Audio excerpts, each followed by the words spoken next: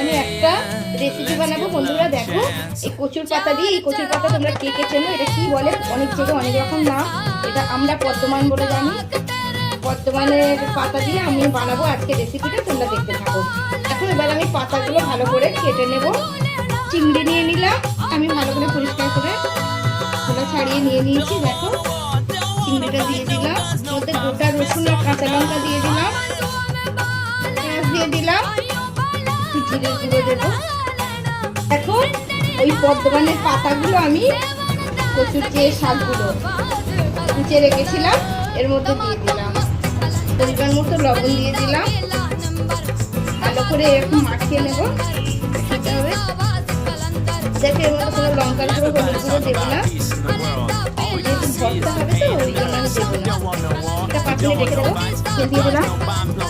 দেখো তেলটা গরম হয়ে গেছে, আমি দুটো শুকনো লঙ্কা দিয়ে দিয়েছি।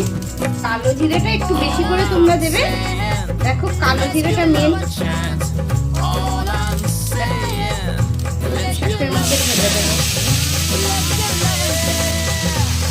ঢেকে দেবো।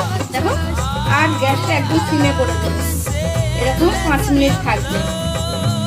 দেখো এরকম চারটে একটু নাড়িয়ে চাড়িয়ে নামিয়ে নিয়ে এটাকে আমি ভর্তা বানাবো।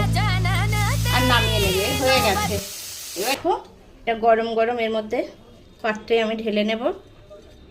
এবার এটাকে ভালো করে মাখাবো। দারুণ খেতে হয় বন্ধুরা, তোমরা এইভাবে একদম বানিয়ে খেয়ে দেখো, এত ভালো হয় কি বলবো। এই দিয়ে তোমার ভাত খাওয়া হয়ে যাবে, আর কিছু লাগবে না।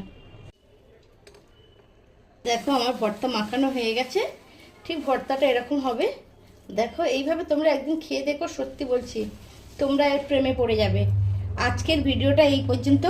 ভিডিওটা ভালো লাগলে লাইক শেয়ার কমেন্ট করো বন্ধুরা, আর তোমাদের কেমন লাগলো জানাবে।